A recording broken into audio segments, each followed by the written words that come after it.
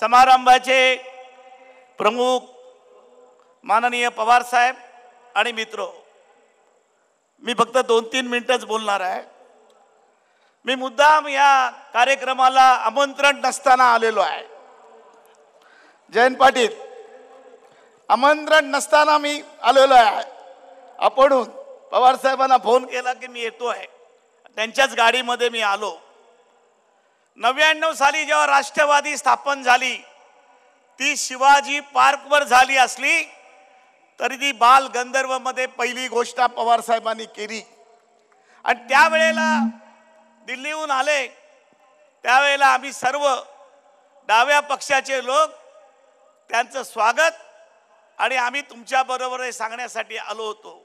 25 वर्ष गेली।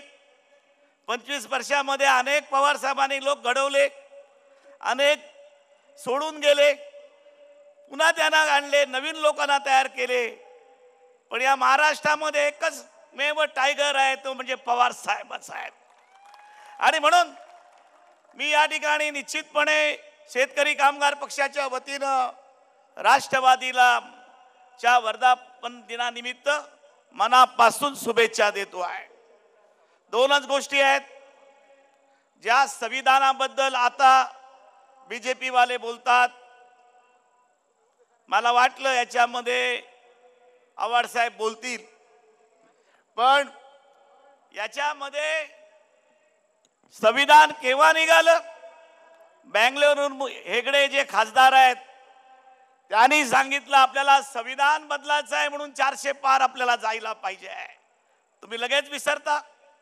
या ठिकाणी ज्या पद्धतीची भूमिका आपल्याला घ्यायला पाहिजे ती स्पष्टपणे घेतली गेली पाहिजे। आणि संविधानाचे सगळे रेकॉर्ड आहे, टीव्हीवर आलेलं आहे, ते त्यांच्या पुढे आपण ठेवलं पाहिजे। यांना संविधान खऱ्या अर्थानं बदलायचं होतं। पण पवार साहेबांची ती वैभवशाली वाटचाल आहे की या देशामध्ये एकमेव असा नेता आहे की सर्व आपल्या पक्षांमध्ये पवार साहेबांचा शब्द अंतिम मानतात। इंडिया आघाडीचा एक सदस्य म्हणून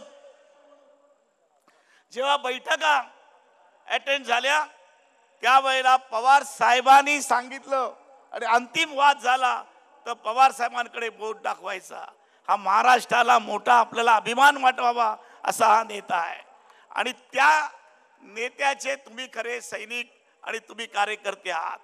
आणि म्हणून या ठिकाणी आम्ही लढतो, परंतु जे संबंध ठेवण्याची जी परंपरा पवार साहेबांची आहे आणि जी गरिबांची आणि बहुजनांचा उद्धार करण्याची जी भूमिका त्यांनी पहिल्यापासून घेतली, कारण त्यांचं घराणं पहिलं शेका पक्षाचंच होतं आणि त्याच्यामुळे त्यांच्यावर ते विचार कायमचे बिंबलेले आहेत। दोनच गोष्टी मी आणखीन सांगणार आहे। संविधान का संरक्षण करायला पाहिजे हे बीडच्या लोकसभेमध्ये बघितलं। बाप्पा हे खासदार आहेत, त्यांनी टीव्हीवर दुसऱ्या दिवशी दाखवलं की बटणं कशी दाबायची, बटणं कशी दाबायची। एक माणूस ठेवायचा, अरे आम्हाला एवढ्या निवडणुकीत कधी कळलं नाही, बीडवाले हुशार आहात, की एक माणूस ठेवायचा, तो यायचा आणि बाहेर जायचा। इथे संविधानाचं म्हणणं आहे। माझं म्हणणं आहे या बाबतीत आम्ही याचा विचार करू राज्य पातळीवर आणि जे जे अधिकारी त्या ठिकाणी होते आणि त्याला देत होते त्या ठिकाणचे जे ऑब्झर्वर होते त्यांच्यावर पण कारवाई करण्याची मागणी आम्ही सभागृहात करणार आहोत। आणि या ठिकाणी ज्या पद्धतीची लढाई लढली, दुसरी लढाई आहे बाळ्या मामाचं आणि माझं काय एवढं,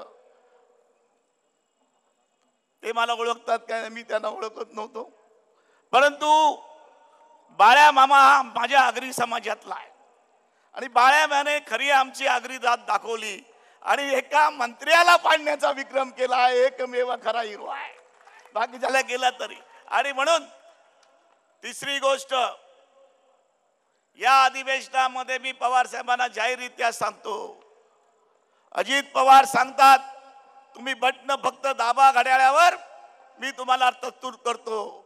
मग आपण ॲडव्होकेट आव्हाड तुम्हाला विचारतो, मग आपण आमदार म्हणून जी शपथ घेतो, मंत्री म्हणून शपथ घेतो, त्या या शब्देला काय अर्थ राहिला त्याच्यावर कारवाई झाली पाहिजे मागणी आहे. कारण ज्या पद्धतीची मागणी आम्ही करतो आहोत की शपथ जी दिली जाते आम्हाला आमदारांना मंत्र्याला त्या शपथेमध्ये बांधील राहिलं तर आमची आमदारकी पण जाऊ शकते. आणि ही गोष्ट आपल्याला प्रामुख्यानं करायची आहे. वेळ बराच झालेला आहे.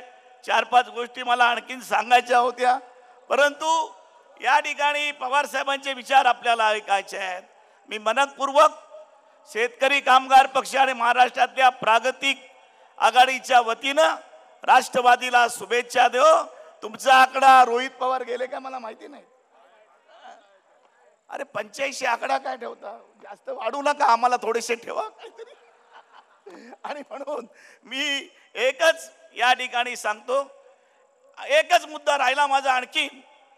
हा कार्यक्रम मुंबईच्या यशवंतराव चव्हाण प्रतिष्ठानमध्ये होणार होता. तुमचे राज्याचे अध्यक्ष जयंत पाटील यांनी नगर मध्ये स्थान घेतलं, त्यांनी बदललं आणि म्हणून मी त्यांचं जरूर अभिनंदन करीन. मी पवार साहेबांना विचारलं की तुम्ही कार्यक्रम बदललात का. मी नाही बदलला, तो जयंत पाटलांनी बदलला. पण इथे आल्यानंतर मला कळलं तुमचं मनापासून अभिनंदन.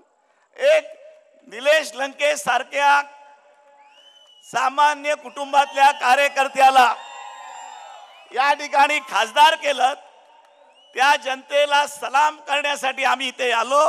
मी तुमचं मनपूर्वक मी सर्व नगरवासियांच्या वतीनं जयंत पाटलांचं अभिनंदन करतो. मला वाटतं जयंत पाटील डावपेच करायला शिकलेत. सरळ आणि साधा माणूस होता पण जयंत पाटलांपणे पण बदल झालेला आहे असं मला दिसतं. मी पुन्हा एकदा सगळ्या तुमच्या पदाधिकाऱ्यांना समस्त कार्यकर्त्यांना मनापासून शुभेच्छा देतो आणि माझे विचार संपतो.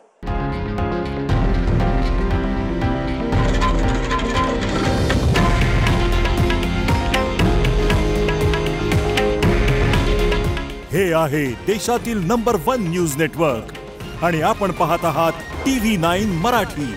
काळजी तुमची, हित महाराष्ट्राचं.